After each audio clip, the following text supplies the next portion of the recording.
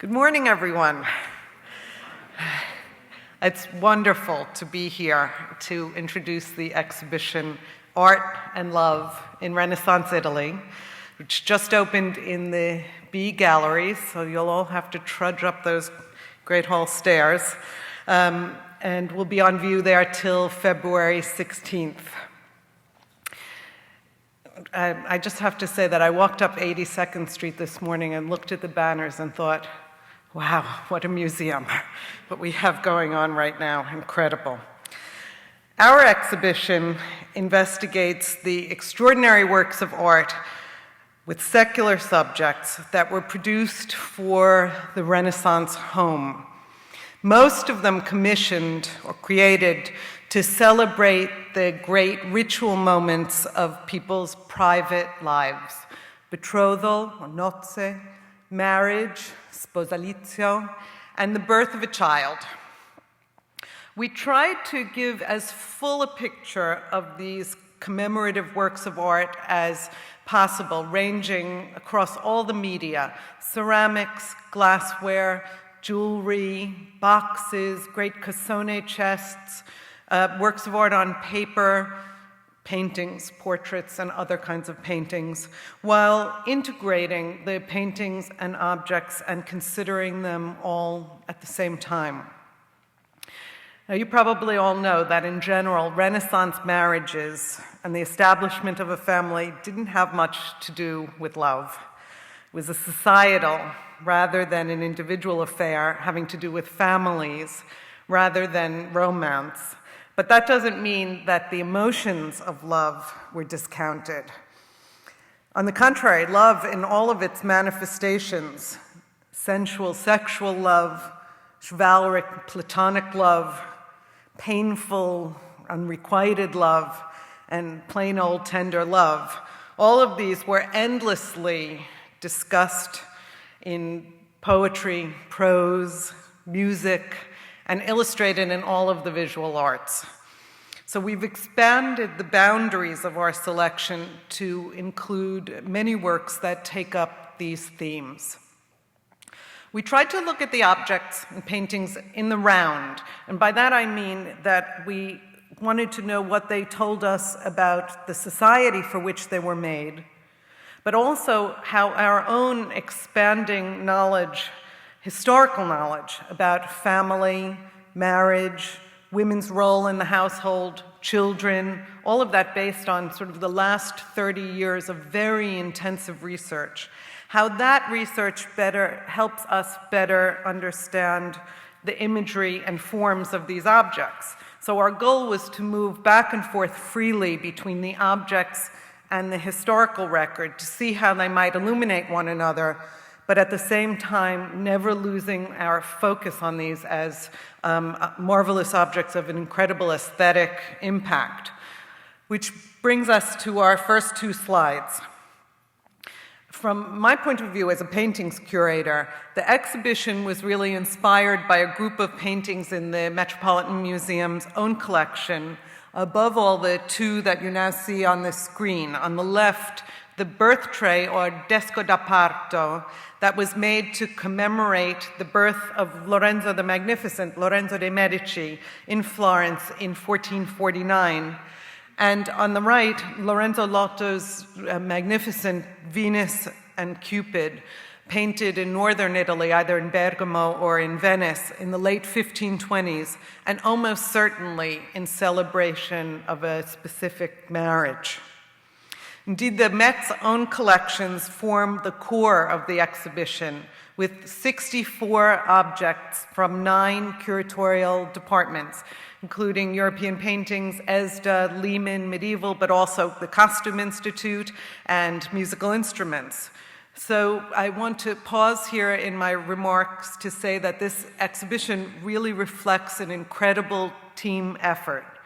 I want to say a few words of thanks here. First, I want to thank my co-authors, of whom Linda Wolk-Simon, the curator and a curator in drawings and prints, was the curator of the second section of the exhibition, that devoted to profane love or erotica, and was also an important author. We can thank her for the very racy material that is now on view in the B galleries. And other authors from the MMA staff include Everett Fay, Wendy Thompson, Jessie McNabb, Ken Moore, and Eve Strassman-Flanzer. I thank them all. I also want to thank across the board my colleagues in those 9 curatorial departments who helped us with our investigation, and very generous offers of their time, their expertise, and in the end, of course, their objects. The editorial department shepherded through the very complex catalog under the direction of Jane Bobko, Cynthia Clark, and Gwen Rodzinski. And then the logistics of transportation, installation, were handled by Aileen Chuk. The remarkably elegant installation is designed by Michael Langley and Connie Norkin, and the exhibition was installed by the technicians of the various departments and the contribution of Jenna Wainwright and the other installers. The first section of the exhibition is devoted to those objects that were actually made to commemorate betrothals and marriages, and then in a separate gallery, the birth of a child. On the left, you see a fantastic Deruta vase, double-handled with dragons on the handles, which is one of a type called a coppa amatoria, literally a lover's cup. Here we see Cupid holding a heart that is pierced by an arrow. And that's an image we see when there's discussion of painful love, or also just the effects of Cupid, who of course shoots his arrows out blindly in every direction.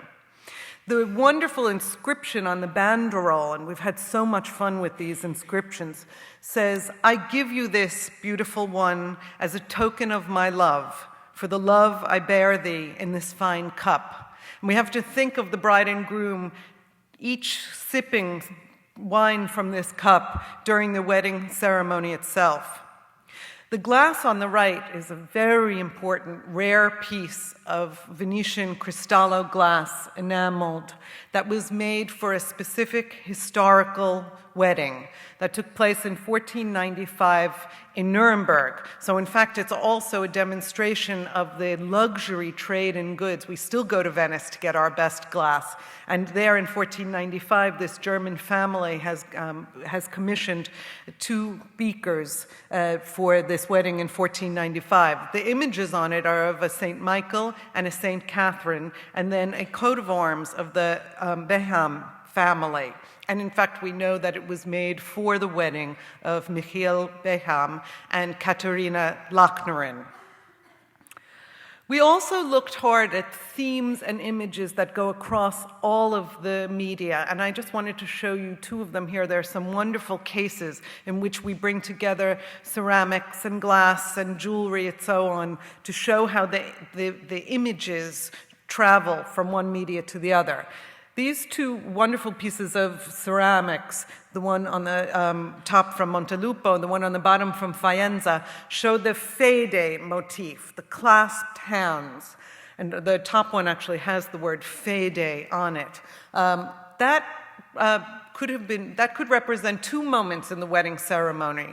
The first, which was actually a contractual moment, and you remember that Renaissance marriages for people on a certain level of society involved a lot of transfer of property, with the dowry of the wife going to the husband's family, and the husband's family committing itself usually to decorating the rooms in the home that they would share. And that moment could involve a contract with a notary in which the husband's father and the bride's husband would clasp hands. That would be the moment of the contract. Of course, it still happens today, a hand clasp like that. But it could also be the moment that is called in Italian sources the toccamano, the moment when the bride and groom clasp hands and exchange rings. And that, for them, is the ritual moment in which they can be declared married. And there's a fantastic inkwell in the exhibition, which may have been made for this contractual moment, which has an inscription on it which says, "Give me your hand, I give you my hand, give me the fede, the faith, give me your faith." But because that word was also used for the rings of clasped hands, it really probably meant to them, "Here's my hand, give me the ring." On the right, this is a deceptive slide. This is a tiny little object. It's a belt buckle, but it's another one of these images that we follow of the couple seen in profile, tenderly embracing each other. So I think this is such a sweet image, and it is, as I said, at the end of a belt. And belts were notorious amorous gifts. Boccaccio writes all about them, and they could be given secretly. And there's a wonderful belt in the exhibition in which there's actually a love poem is embroidered onto the belt. Rings, of course. Rings were exchanged in great quantities, and we have a selection of some of the earliest surviving Italian wedding rings. The one on the left has a little diamond, beveled diamond in a gold band, and it has an inscription around the edge that says Lorenzo a Lena Lena. Lorenzo to probably Maddalena or Elena, someone who he's given the nickname Lena Lena. The one on the right, on the contrary, and here two slides are deceptive because in fact the opening for the finger is way too large for anyone to actually have worn this. This is really a ceremonial ring. And this one was made for a Jewish community. We think that actually synagogues may have owned these rings and used them for the marriage ceremony, about which we know quite a lot. The shape is probably meant to represent the temple itself, the little architectural shape at the top, which could open up, and in the inside of this one it says in Hebrew letters, Mazel Tov. So you're married, you've gotten your gifts, you're moving into your home, and then maybe you would have your portrait painted. We have a gallery of nuptial portraits, but we've been very careful to let people know that they didn't have to be painted at the moment of marriage. They were painted to commemorate something about the couple. And this is a particularly beautiful and complex one by Lorenzo Lotto, so the same artist who painted our Venus and Cupid. And this shows a couple from that city of Bergamo in northern Italy. And you can see that they're literally physically linked together, their arms around each other, and then they also form this beautiful figure 8 across the picture plane, linking them together. They look a little sober, and he's holding up a paper that says homo non quam and pointing at a squirrel. There's been a lot of discussion about what may be going on in this picture, but it is most likely that the inscription is a conflation of some of the lines from the church's wedding ritual, what we still say, what God has put together, let no man rend asunder. And the squirrel in the medieval and Renaissance period was generally considered to be an animal that could take refuge during storms. I mean, we think of that even now, that a squirrel has its nest in which it can hide during the winter storms. And as you see in the little landscape out on the left-hand side, it's a stormy time. The clouds are scudding across the sky, the trees are bending. And this is probably a private, almost secret declaration that they will shelter each other during life's storms. So very personal and very psychological, which is what an aspect that Lotto brings to all of his works. We then get into galleries in which we look at the way that people's camera, or bedrooms, but in an expanded view of that room as being a semi-private room where you could entertain guests. There would be a big lettuccio, which is really more like a couch than a bed. So these were rooms that people entered during the course of the day. These camera would be decorated with all sorts of objects and paintings, 2 great cassone chests, and then around the walls, above the height of the shoulders, would be set into the wainscoting these spalliere paintings, literally spalla being shoulder in Italian. And we've had remarkable good luck in being able to bring together a really notable group of these spalliere paintings. The 3 that I'm showing you, which have in fact been separated probably for at least 150, 200 years, we've been able to bring them back together, were done for the wedding of Lorenzo Tornabuoni and Giovanna delle Albizzi in 1486, 1487, and installed in the Tornabuoni Palace. They show the story of Jason and the Argonauts, and I just leave you with this all of these pictures raise these kind of issues. So, you're a bride and groom, you get married, your room is decorated with picture of Jason and the Argonauts. The final scene is the betrothal of Jason and Medea, and apparently no one then gave thought to what was going to happen next in that wonderful story, in which it was going to end very badly.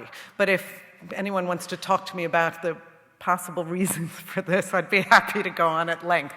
Anyway, one of the things that really fascinates me about this group is that although they're commissioned at the same time, 3 different artists are involved in this. And instead of trying to force them to all work in a sort of umbrella style, which also happened, here they were each allowed to have their own distinctive personalities come to the fore.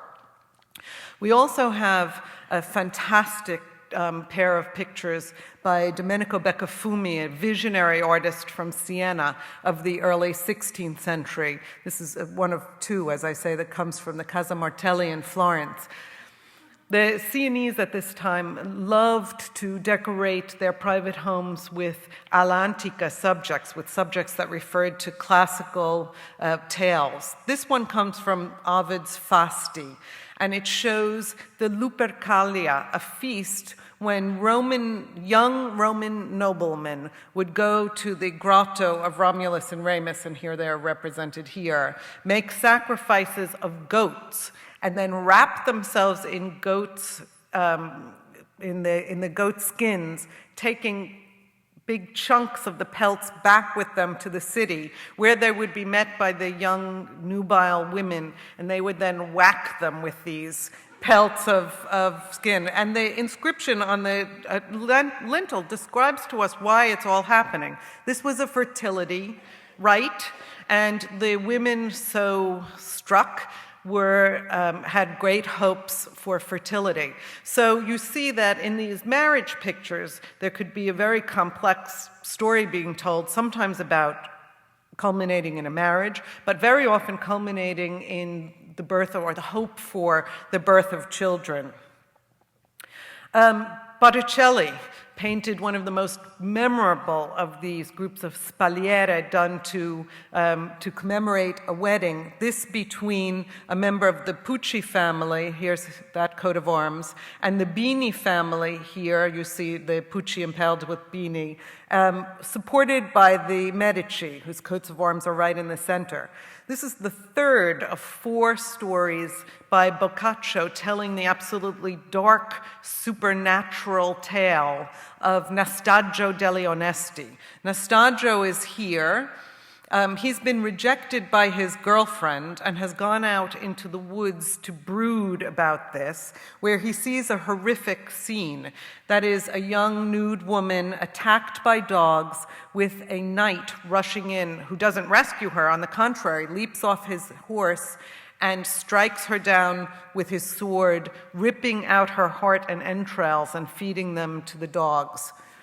Nastaggio tries to stop this, and he's told, no, we are ghosts. This is our posthumous punishment, and they are being punished for sins that are not dissimilar to what's happening in Nastaggio's own life, which is that the girl has rejected the man, so in other words, she's gone against society's needs from her. The man, in his despair, has committed suicide, of course, a terrible sin, and this is a Dantean-type punishment that they're suffering.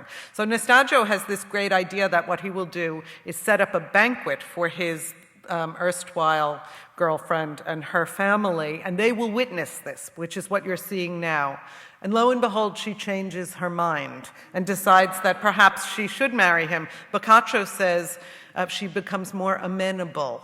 And here her nurse is telling Nastaggio that, the marriage should take place. And the 4th panel of this series then is the grand wedding ceremony. Again, I leave you to ponder the many reasons why this could be considered an appropriate series of pictures in which the young woman is in fact being attacked in 3 of the 4 pictures for a young couple. mysterious and very interesting. Then there are, of course, the great chests that were made for these rooms. This is our own Trebizond cassone, which shows some kind of scene between the some kind of battle with the Ottomans that takes place on the Anatolian Peninsula. There's Constantinople and Trebizond shown at the same time, leaving us with a lot of confusion because those two places are in fact hundreds of miles apart.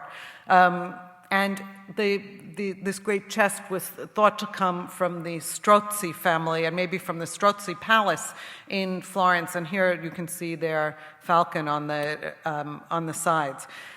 We've done a great deal of new technical research of this cassone with the help of Mecca Baumeister, Silvia Centeno, and Pascal Patrice, and we're going to continue. You'll hear more about this in the future. It's a very complicated work of art. Then we get to a beautiful room, I have to say, of works devoted to the arts of childbirth. And there we have both these birth trays. The first one I showed you was that made for Lorenzo de' Medici. The one on the left here, which is a sort of transitional kind of object between a tray and a bowl, by the great Florentine artist Jacopo Pontormo. And also a number of paintings that show babies. These start in the 15th century and then gather speed in the 16th century. And on the right, you see one from Bologna by the woman artist Lavinia Fontana. A lot of discussion amongst the organizing committee about whether this is a commemorative portrait of a child who is alive, or as in fact it's a posthumous portrait, and it could go either way. It's a very interesting and open question. Then we get into Linda's section. She's much more comfortable talking about it than I am, but I'll give it a stab. This is a plate, a very important piece of ceramics, 1536, which is called, for obvious reasons, the phallic plate. And so it's sort of like an Arcimboldo before the fact, in which the whole head is made up of these sort of writhing, intertwining phalluses. And the banderole, again, like the banderoles that we saw in those early objects that were made to celebrate marriages, here instead it's a commentary that reads this way. So there's something very secret about this, meant to be understood only by those who are in on the joke, really, which says, "I don't know why everyone calls me a dickhead." But I hope that you will all go and explore this section on your own.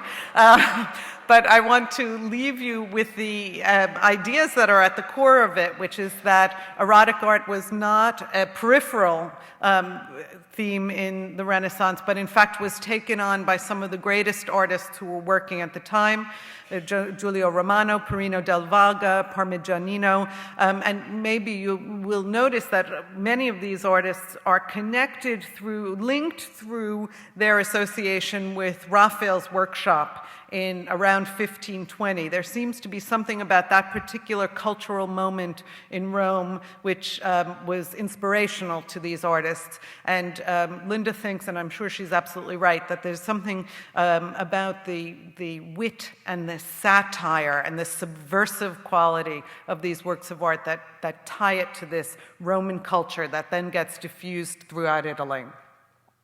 And then finally, in the last room, we arrive at the grand paintings of love and marriage, most of them Venetian, and they include such masterpieces as Giorgione's Laura. And I'll just remind you of what we know about this painting, which is that it was done by Giorgione, the great groundbreaking artist of the early 16th century in Venice, that she's called Laura because of the laurel branches that surround her. The back is inscribed with the date 1506, telling us that it was made for someone named Messer Giacomo, Mr. Giacomo. So in fact, for an early 16th century object, we know a good deal about this painting. Unfortunately, what we don't know is who she really is. And therefore, there's been a long scholarly debate about whether she is a courtesan, a mistress, a bride, or an ideal representation of one of these. And finally, I just wanted to show you that the last wall of the exhibition includes two magnificent paintings by Titian from later in his career, including this from the Prado of Venus and The Organist. This is a painting that is a variation of one in our own collection, Venus and the Lute Player. These were paintings that Titian seemed to have. He invented the theme and then he continued to vary it for different patrons. But this patron we know about. It was made for a man named Francesco Assonica, who was a good friend of the artist's and an important lawyer in Venice. And he's included some details which to us make it seem that this is probably linked to this man's marriage or in some way commemorates his marriage. She's wearing a wedding ring, which you see quite clearly when you're in the galleries. This looks to be a portrait rather than just a generic or idealized figure, and many of the details in the background suggest a couple together behind this picture. So while these paintings by Titian are generally about the power of love and sight and music working together, a metaphor that still rings for us today. This specific picture may have been done with one very specific historical couple in mind. So thank you very much and enjoy the exhibition.